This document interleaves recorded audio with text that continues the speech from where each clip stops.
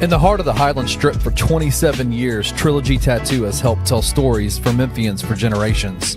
Located at 530 South Highland, Richie and his team are waiting to help you tell yours. From tattoos to piercings, your body art should be as unique as you are. Voted a Memphis Flyer top 3 tattoo shop in the city of Memphis since day one. Your story will be safe here at Trilogy Tattoo. Open 7 days a week, Monday through Saturday, 11 to 11, and 3 to 11 on Sundays. They have convenient times waiting on you. Let Trilogy Tattoo help you tell your story.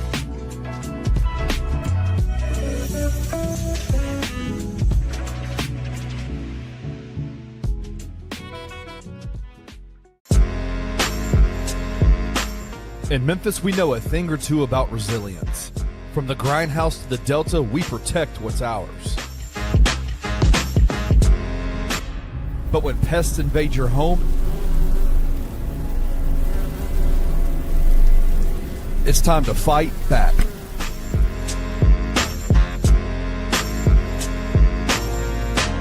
Grade A Pest knows how to handle what crawls, flies, and bites. With local experience and guaranteed results.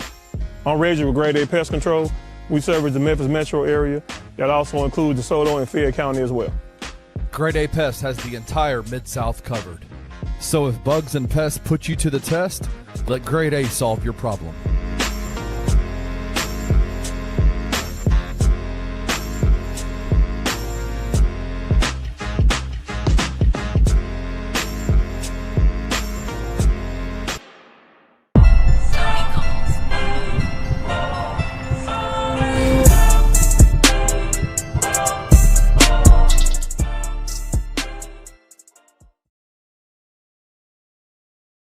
Game bounce. I am Evan Hayes, and I was with Jared Davison, but he is having some technical difficulties, so it's just me for right now. And welcome to the post game bounce as the Grizzlies fall to the Washington Wizards, 116 to 112, to finally go to 15 and 17 on the season. Second time losing to the Washington Wizards, and the second time failing to reach 500 to the Washington Wizards. So yes, the first time is terrible, and the second time is horrid. I'm going to get in my producer chair since Jared had to go. But yeah, terrible performance by the Grizzlies overall. Let me try to put it on here real quick. Can't find it. It's fine. So yes, terrible game by the Grizzlies. Individually, Jaren Jackson Jr. was the game high scorer with a 30 ball. He had 31.7 rebounds, 1 assist. Santi Aldama had 14 points, 10 rebounds.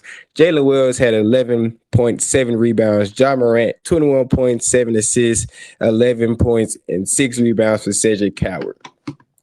We seem to get dominated in most facets of the game. Rebounding, we got out-rebounded 54 to 42.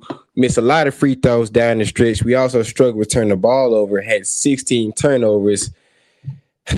This is a very, very rough loss to a team that you should beat on paper with your best players playing.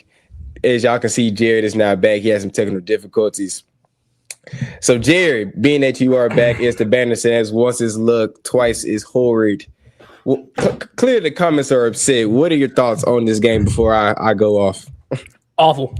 Like, I don't care that you're undermanned. If I start lagging, I apologize. I am on an old laptop. My actual computer decided to crap out, so it's been a long couple days. Dude, this is bad. We got back into the game with a 19-0 run and took the lead. Took a 9-point lead. Losing to the Wizards twice is terrible. You get back in, and then Ja had a really good second quarter again to get us back flowing well. Then he comes out, and things start to, fall apart. The Grizzlies just lacked any hustle. They weren't fundamental tonight. Attention to detail was awful. It's just, I don't understand it, dude. And then, Ja not coming back until 2:30. Ja not coming back until 2:35 baffles me. Terrible. That baffles me. And then on top of that, he didn't initiate an offensive play in that 2:30 until less than 30 seconds left when he had the dunk. And then a 3-pointer on the opposite end. So even when Ja got in the game, he didn't seem to be aggressive. He passed up a few shots that he should have taken as well. So a lot of head scratches. I didn't like that they kept Cedric Howard on the bench. Yeah, Gigi was giving you good minutes defensively, but he only had 5 points in the game. Cedric only played 23 minutes, had 11 points. Could have gave you the same exact thing Gigi did. So just from the coach's perspective, from the players getting out-hustled and outplayed, it's very little positive to take from this performance, especially losing to the worst team in NBA twice. I can't speak enough of how bad this loss feels right now. Yeah. Okay, hang on. Like, I don't know. Okay, the Ja thing is, man. I'm not seeing y'all about the Ja thing. Yeah, y'all got to calm down about that part. That's not on him. Like, he went 8 for 16 from the field and efficient. He made 3 for 5 from 3, even though he pissed me off that he didn't take that last 3 in double cushion to Jaren. 21.7 assists in 27 minutes of play. Yes, his plus minus was bad. I have to give y'all that. He was a minus 22. But if you look at the game, when he was in the game, good things happened. On that 19-0 run, he was a good part of that as well. Look at our bench. Cam Spencer only had 8 points tonight. He did not hit 8-3. That's not like Cam. Koloko had 4 points. You know, he's a 10-day center. Gigi only had 5. KCP had 4 in the first half. We didn't see him. And Omax had 3 in 7 minutes. Our bench was non-existent tonight. And I don't understand. Like, if you can't blame Ja on this one. You got to blame the rotations on Ja for this one. Yeah, the fact that it was, I tweeted, we came at that timeout when we were down by 9 with 5 minutes left, and Ja Morant was still 9 in the game. We still managed to cut the lead to 4, and he didn't come back into the 2:30 mark. That is unexcusable. Yeah, that's unexcusable. He came out with 6:49 left. I understand. You sub him out, you get maybe a minute rest, and you get him right back in there for the last 5 minutes. He should not be coming back in at 2:35. And Cedric Howard on the night had 11 points, was playing pretty decent, and we hardly saw him in the fourth. Man, okay, and I'm also do like screw the minutes restriction. If they're not healthy, don't bring him back. They're basketball players. Let them play basketball. They're professional basketball players. If they're not fit to play a full 30 to 35-minute game, especially against a team that we should beat, and being that we are behind in the standings, don't bring them back, because this is handicapping our rotations, handicapping our play on the court. In that time where Ja was off the court, we turned the ball over a lot. Cam Spencer had 1 turnover. Jalen Wells had a bad turnover. He overthrew Santi Aldama. Jaren Jackson Jr. turned the ball over. Yes, we can try to supplement, because of course Javon Small wasn't there on a 2-way transfer. We can try to supplement Cam Spencer and as the backup point guard role, and it said at some points, but Ja Morant is the point guard of this basketball team, and not having him on the floor in crucial game time is coaching malpractice. I don't want to get back on this thing where Thomas Eto's a bad coach, but his rotations time and time again shoot the Grizzlies in the foot. And this is another example where not having your best players on the floor when they should be on the floor cost us a game that we should have won. Man, yeah. Like I said, I don't care he's on the restriction. He played 28 minutes tonight. What's 7 more going to do? That's not going to do anything. And yeah, y'all say, 5 more. Give me 5 more minutes. 5 more. Yeah, you want to say, the minus 22 doesn't sound good. Jaren was a +1. Jalen was a +5. Ced was a -13, and Santi was a -12. So, like, 3 out of the 5 starters were in minus. Like, that's not just on Ja. Get out of here with that. Evan, I had some notes before my computer decided to crap out on me. I got to pull it back up, because let me go back out. Let me go back to the overall game real quick, where the Grizzlies get out rebounded 54-42. Yeah, I said that before. Yeah, I mentioned that before you got on, but keep going. Clearly, he's mad about the game too. He's been traveling all day. He's mad now. 23 second chance points to 12, and we're gonna blame Ja Morant. I understand that Edie and Londell did not play, and we definitely missed those two tonight rebounding. But yes, they had Alex Sarr, who had a great game. He's a 7-footer. But there is no one on that team that should put the fear in the heart of the Memphis Grizzlies where they just dominate the inside like that. A lot of that comes down to want to. A lot of that comes down to hustle and just being a serious basketball team. That's the point I keep bringing up. All 48 minutes of the game. We came out in the first half, the first quarter, sluggish. got back in the game, was down at halftime. Come out third quarter on a freaking heater, like Jared mentioned, a 19-0 run. Take the guys out. What does the energy do?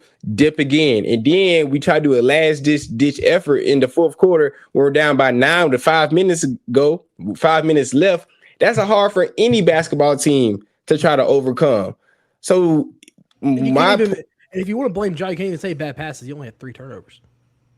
I think he could have shot the ball more. I think he could have did shot the ball more. more. Also, too, the Grizzlies on defense. I had it in my notes before my computer crapped out.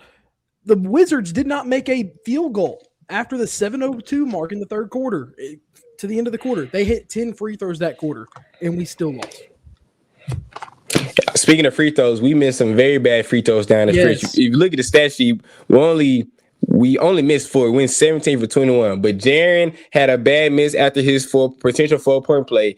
Jalen had a technical free throw that he missed that could have been another 3-point swing. So free throws down the stretch did not help us as well. That's just like, I get people miss free throws, but I feel like it's just, what's the word? Like intangibles that we should have at this point in the basketball season that we are just not seeing. Like those are mental mistakes that we're having, that when you're ninth in the standings, and again, a day where the Warriors lost today. Yep. This game could have tied us with the Warriors for the 8th seed. In a game where Phoenix is probably going to beat them by 20 tomorrow. Exactly, because the Warriors are not playing good basketball right now. We lose a game to the Washington Wizards, and we have some harder games coming up with the Lakers and then the Spurs. And then a Suns team that is not playing bad basketball right now either. So if there's a game you needed to win, it was tonight.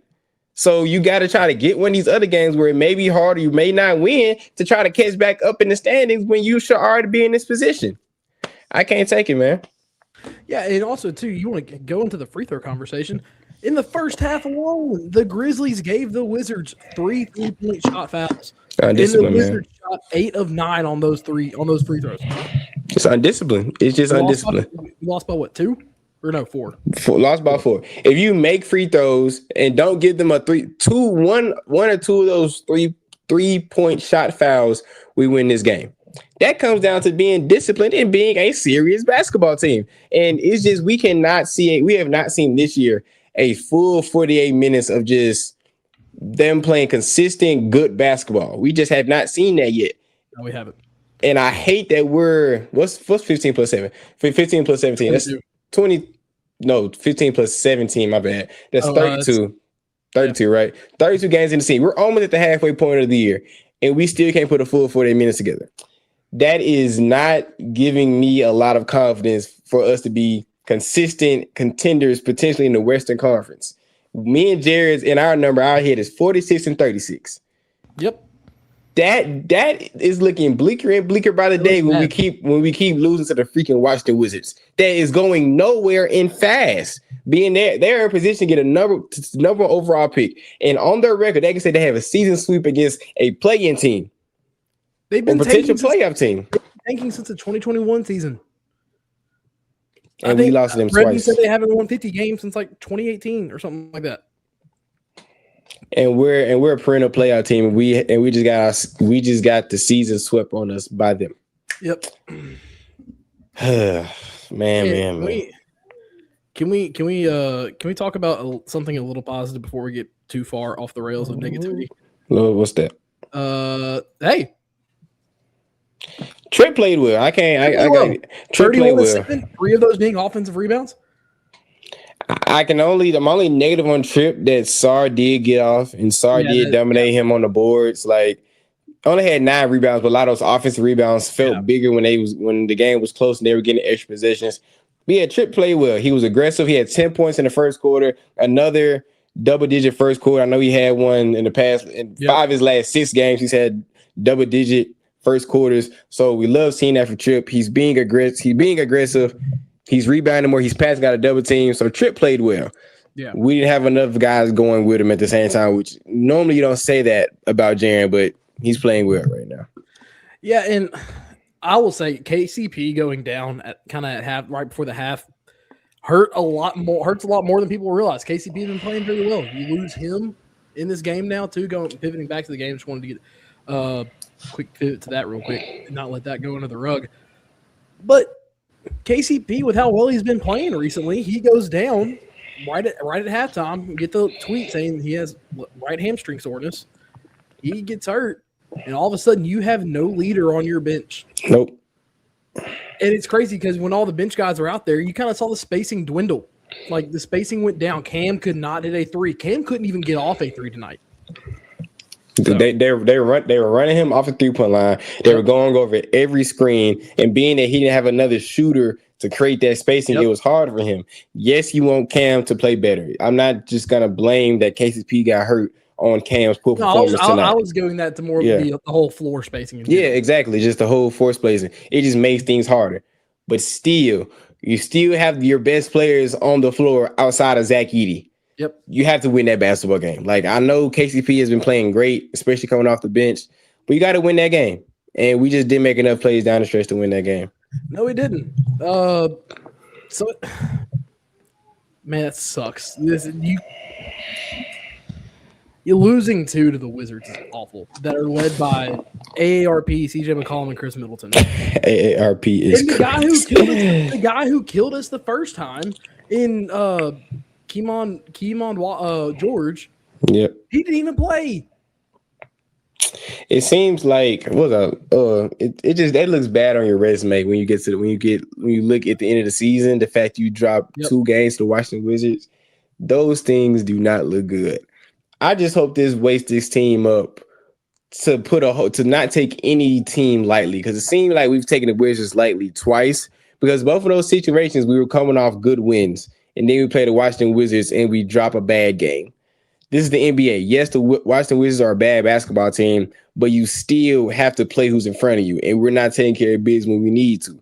When we get to February and March, and when the schedule just seems to get a little more tight and condensed with the games we need to win, we're going to look back at these games like, hey, if we got those 2 wins there, if we finish 48-34, which let's just say that happens, we could have been a 50-win team if we beat the Wizards those 2 times. CJ McCollum been cooking us since the bubble in 2020. Why can't we stop this, man? We're looking at here's what's going to happen. We're going to end up being the 7th seed and being a game out of whoever's at 6. Probably so. And say they have the tiebreaker over us, and like us being 1 game out, we win both these games against the Wizards. You're in the 6th seed, not having to even consider the play-in. That same conversation we had last year when we lost 3 straight 1-possession games to the Hawks and 2 to the Nets or whatever it was. Off of game winners and then off of game winners. You lose stupid games like that, they will hurt you later on. So it's at this point, I'm tired of trying to think of what this team can be, just because like we do dumb crap like this, like lose to the freaking Wizards, man. It's so awful. Like I don't have any other words for it, man. It's just bad. Yeah, it's bad because every Minnesota Timberwolves game we have 2, not 1, but 2 Washington Wizards game. So it's hard to really get a good scope of how good this team could possibly be if we can't beat the teams that we should be on a consistent basis. So when we play against the OKCs or the Denvers or the San Antonios, how can we expect to beat them and we can't beat the Washington Wizards on a consistent basis? Yeah, okay. I do want to go to this comment if it'll pop up.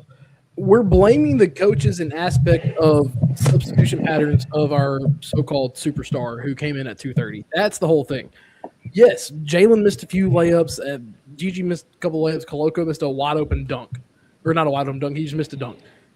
Those happen, yes. It's on players. The part of it, they suck. We talked about that. We talked about how the team was not able to do anything. We talked about how they were out-hustled. They didn't have fundamentals tonight. They were very asleep on defense. Brevin said in the first quarter they were doing ticky-tack fouls that they shouldn't be doing. Not ticky-tack because the refs are calling soft fouls, because they're just not getting out of their own way. The part we're blaming about the coaches is kind of how Ja comes in and how Sed goes out or something like that. Sed going out and like why Ja comes out at certain points. Yes, it's minutes restriction, but why are they back? That's the part we're blaming on coaches. It's not the players missing point-blank layups. It sucks. Jalen missed a few. Sed missed a couple.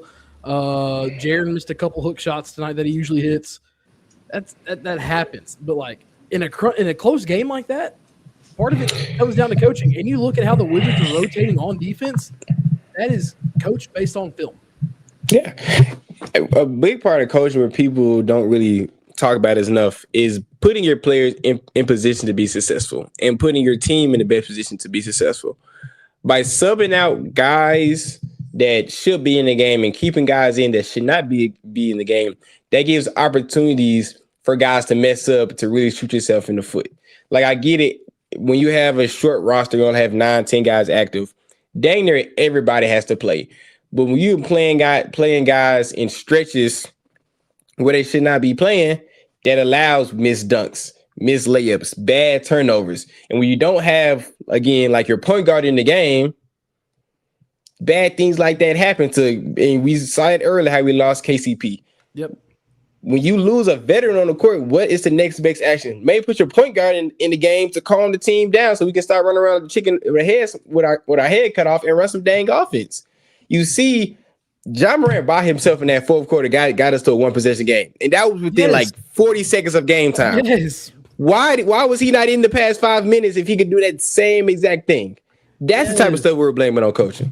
Yeah, that's the type. It's like it bugs me, man, because like I don't care if it, like we mentioned earlier, minutes restriction. If they're on a minutes restriction, they shouldn't be playing. Like professional basketball players. They're professional basketball players. A minutes restriction is not playing 28 minutes. The same thing that Taylor Jenkins ran last year, which Ja on a minutes restriction tonight played 28 minutes. How many games did Ja play over 30 minutes with Taylor Jenkins last year in that offensive system, where we could have won games if he played 33 minutes, 5 more minutes in spans? That's what irks me about this. Yes, you can blame it, but yeah, players miss shots. That's that with minute. Okay, Wayno, I love you, bro, but man, it's if they are on minutes restrictions, you're trying to prevent some kind of energy or ease them back in. If you try to ease them back in, they're probably going to get hurt again. A la we saw with Ja. It's just it bugs me. It bugs me how a lot of things are run. And of course, it's a loss to the Wizards. It's souring everything right now.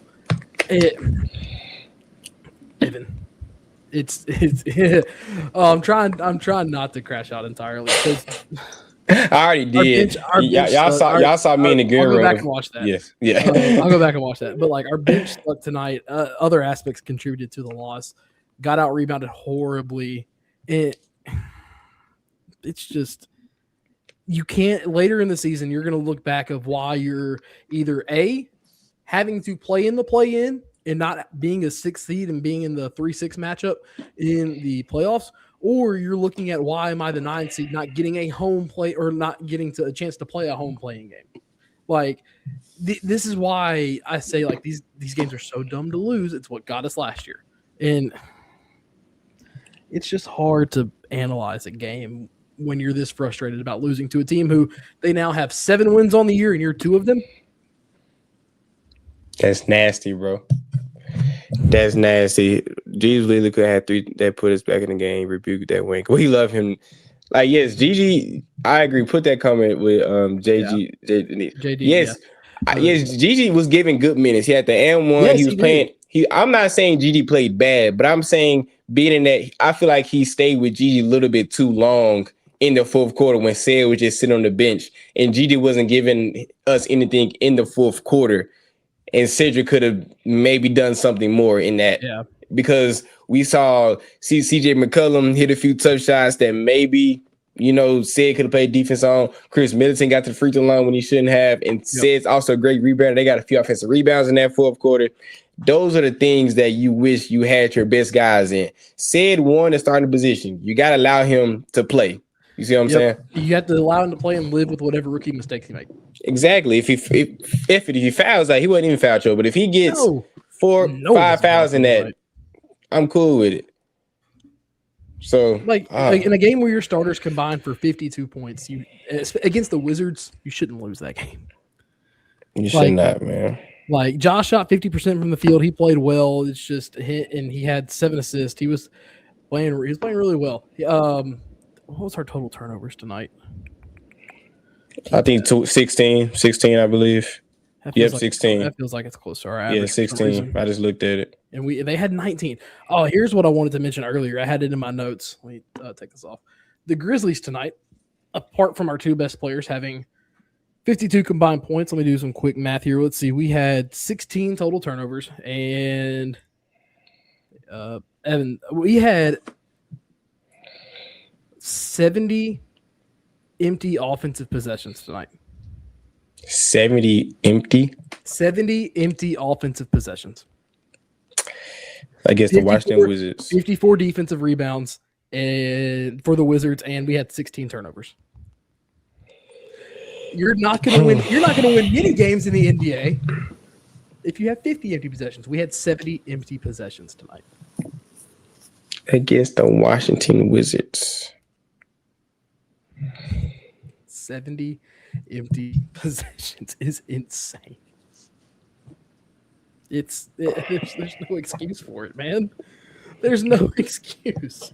None at all. Like, man. and here's the thing: you lose 2 to the Wizards, maybe you right, and we've lost. I think now we've lost 4 or 5 in Washington. That one win coming last year. So maybe you chalk it up to a team having your number, and you just watch it. And like maybe I said maybe. And I do want to talk about this. Cam not hitting his shots tonight. He had to work his way off a 2-way for a reason. Yes, he played well. And I was about to put that comment up. Yeah, I got you. I was about to put that comment up because this is going to glued to my neck point. Also, why don't they hedge the pig? That's what. Honestly, yeah. This is why you need Ty. This is what a Ty Jerome can fix as well. Because Ty Jerome, obviously, he's been here. He's been in the league a lot longer. He's proven a little bit more consistent.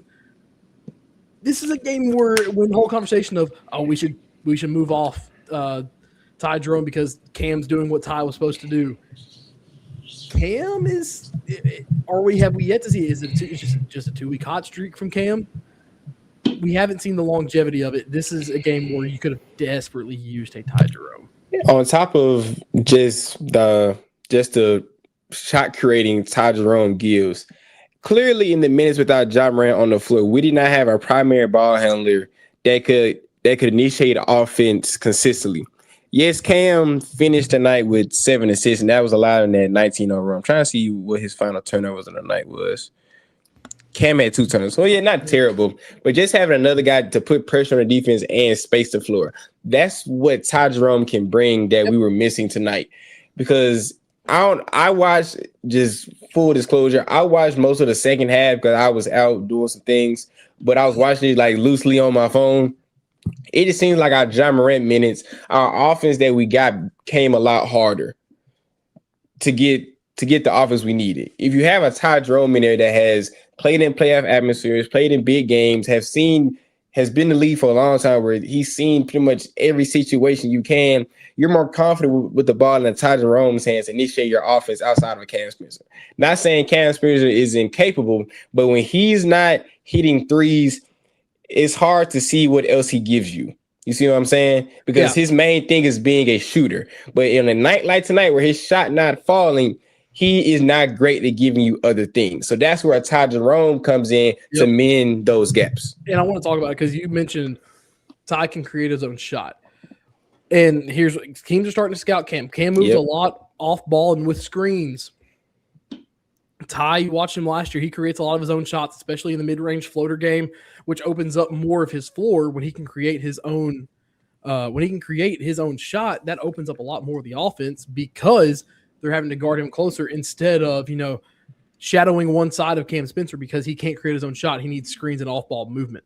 So I mean that's just where you miss Ty Jerome in these situations. Now, granted, we have yet to see what he is going to do this year, but I think in both games with Ty Jerome, you don't lose to the Wizards.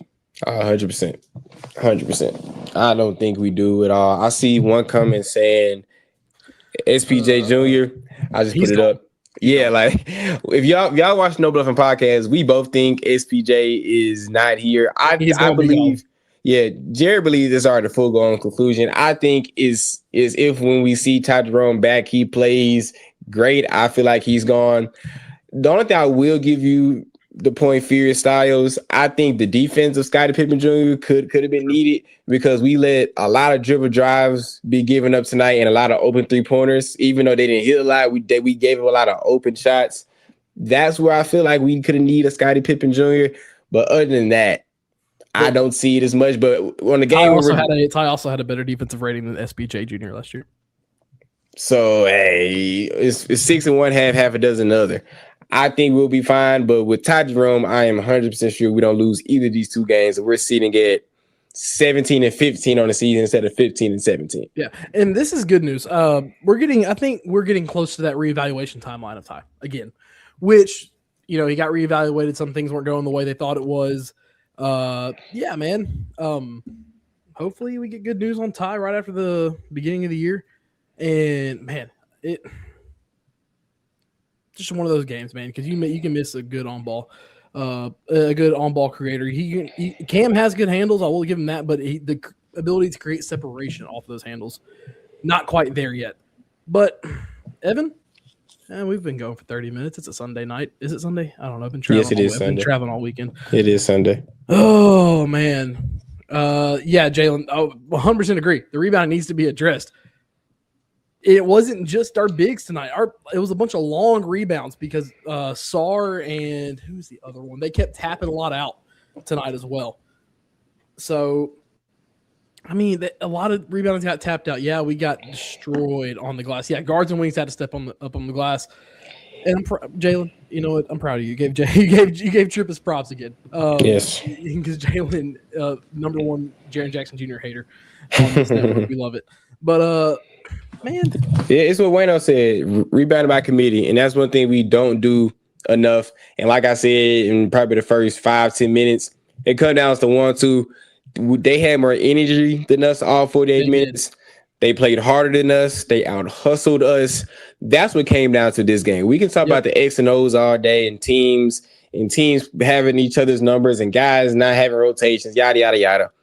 We got out hustled. We got outmanned against a team that on paper we're better than, but they proved to be the better team 2 times. The 2 times we're going to see them this year. And I hate that we don't play them again because I really want to get our get back. But the fact that they're an East Conference team, we're not going to get that get back. So that's going to be a sour taste in our mouth that Grizzlies fans got to deal with all season. We just hope this team just wakes up so we don't have another loss like this or another 2 losses like this for the rest of this way. Yep. Let's see here real quick before we get out of here because it is a Sunday night.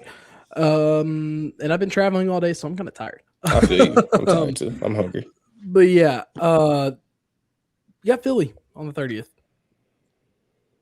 Joel Embiid may play or may not play. They just came off a loss to Oklahoma City as well. This is how I feel about it. Do I feel like we can beat the 76ers? Yes. Mm-hmm. I believe we can. And I kind of feel worse about the being that KCP probably going to be out and we may or may not have Lundell back. If Joel Embiid plays, I'm I don't want to say scared, but I'm a little more apprehensive about our chances against that team. Yep. But everything else from guards to wings, I feel like we match up pretty well. It's just Joel Embiid is the big X factor, and you don't know what version of him he's going to get or we're going to get. So if he plays, I feel scared. Still a winnable game, but if he doesn't play, I feel like we should take care of business if we come to play. Yeah. I just looking back at our schedule quick, especially in December. I feel like the Grizzlies are playing, no matter who we play, are playing to the level of the competition. Like, we were within 4 against the Thunder, played high energy against them. Then 2 games down against the Wizards. You play up to the Timberwolves. This team has a who's standing across from you problem. And you saying earlier about the energy and everything not being right. It is insanely windy outside. Oh, yes. I'm like, are you getting that too? Because it is insanely windy outside right now. My window is going crazy right now. Dude, it's we got some storms rolling through, but it's I'm watching like the tree in my backyard just start like flailing back and forth. Anyways, the Grizzlies have a problem of a who is playing across them problem, aka like they can play up to the Timberwolves and the Thunder, but then you get teams like you started bad against the Bucks and then the 2 Wizards game, obviously. It's the energy level. They've been drastically different in those games. So I'm hoping with the 76 when do we go to Philadelphia? No, they're at home. We're at home. It's our last home game. Well, second to last home game. I believe that's December, I think. That's our last home game of December, yeah.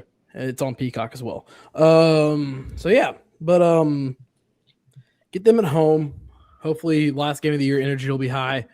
And the Grizzlies will match their energy. It should be a great backcourt contest game with Maxey, Edgecombe, and then Jalen.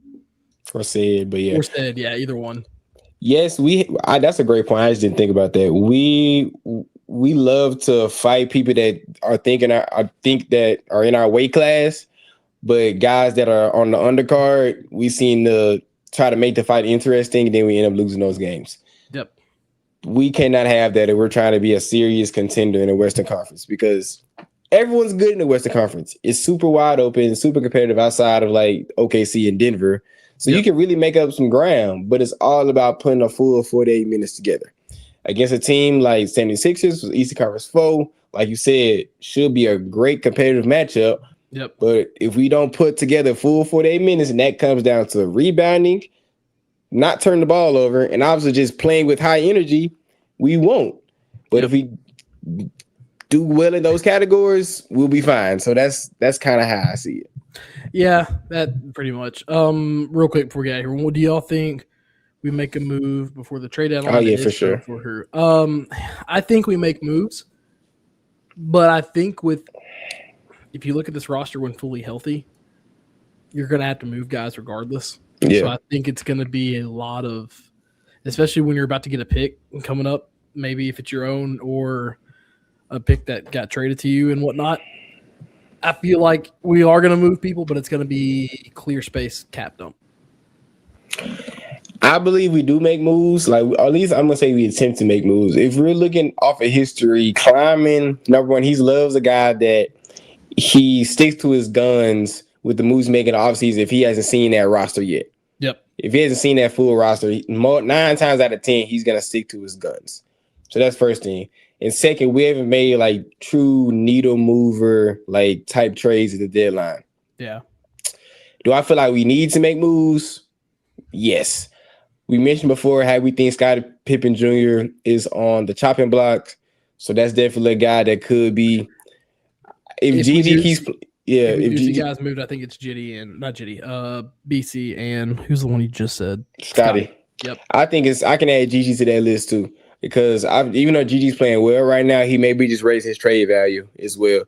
Because I still feel like we need a set backup point guard that maybe Ty Jerome. We haven't seen him there. I'm going to saying that because we haven't seen Ty Jerome yet. As much as I love Lundell coming off the bench, we need just a bruiser, rebounder, big man that we can just throw in for 10 to 15 minutes that can just rebound the ball and defend the rim. So those are the two things of area we need. We could use another shooter as well. So those are the 3 areas that we could see at the trade deadline, in my opinion, that we should try to make moves for. Yeah. We're going to attempt. Does that mean it's going to happen? Of course not. But I highly doubt this is the team that we see in April and May. Yeah. So whether we add guys or contract dump, because we're probably going to have draft pick. But yeah. Oh, man. Well, real quick before we get out of here, we should have a little bit of a more routine schedule with Christmas being gone. Got 3 daily shows. Got the Daily Grind tomorrow morning at 7:25. That's Monday through Friday. Same with 2 Bucks at 11 with Rusty Witten and Drew Gann. Then you got Anthony Sane at 1 p.m. Monday through Friday every weekday. You got No Bluffing tomorrow night with your guy Evan Hayes and me until Christian Ingram gets back. I'm missing some. You got Night Court. You got on Beat. You got on the Bluff. Tigers on Tap. Obviously 2 Bucks. Tigers Live. 2 Bucks. Oh, you said 2 Bucks. Yeah, I'm going with the weekly shows now. You obviously got Tigers Live after every Memphis Tigers game. You got post game bounce here. I feel like I'm missing some, but I have no clue. A little bit for everybody. A little bit for everybody. If you're a fan of Memphis sports, Bluff City Media has something for you. But Jerry, do you have anything else to tell the people before we get out of here for this putrid loss to the Washington Wizards? Thank you to all our sponsors. Yes, sir. Especially with FanDuel, you got Grade A, Carway, got a lot of others. Trilogy Tattoos. If you haven't seen them, go stop by them. Yes, sir. Yes, sir. I can't really show it. It's on the opposite forearm. There we go. Oh, there you go. Right there. He just got his tattoo trilogy. So shout out Trilogy. Yes, sir. Just got that done on Friday. But so man, it sucks. Sun comes up tomorrow, whether it's 32 degrees or not in the morning, it's going to be cold. Sun comes up. Grizzlies have another opportunity on Tuesday against the Philadelphia 76ers. A full slate of shows tomorrow to break down all of the madness that went on over Christmas and tonight as well. Well, Evan, you got anything else? I just got to shout out Winner for the Kung Fu Panda. I thought that was funny. But no, shout out Winner. Shout out everybody in the comments for messing with us and feeding our, I want to say delusion, but anger over this loss. We feel you. We feel your pain. Yes, we're talking through the screen right now, but we are fans at the end of the day. And we feel y'all. So hopefully the Grizzlies can get their act together on Tuesday so we can talk about a Grizzlies win. We don't know who has the post-game bounce. We kind of come up with these in the last, like, maybe the last day or two. I believe it's me again on Tuesday. Okay, so you may see us again on Tuesday. Just depends on what I'm doing as well. Hopefully I have my new laptop, so I'm not. Yeah, so hopefully Jared has his new laptop, so he's not tweaking out. But yeah, that's all we have for the post game bounce. You can follow me at E11 Hayes. You can follow Jared at JB Davidson _ Happy New Year, even though it's not New Year's yet. I just want to say that because someone just said screw 2025, and that's how I feel sometimes. But yes, be safe. Do something to make you feel good. Why am I doing the no bluffing outro for this? Hey, that's tomorrow night, my brother. That's tomorrow night. Anyway, I'm tired. Jared's tired too. Go Grizz. Go Grizz. Be good. Baby. Yeah.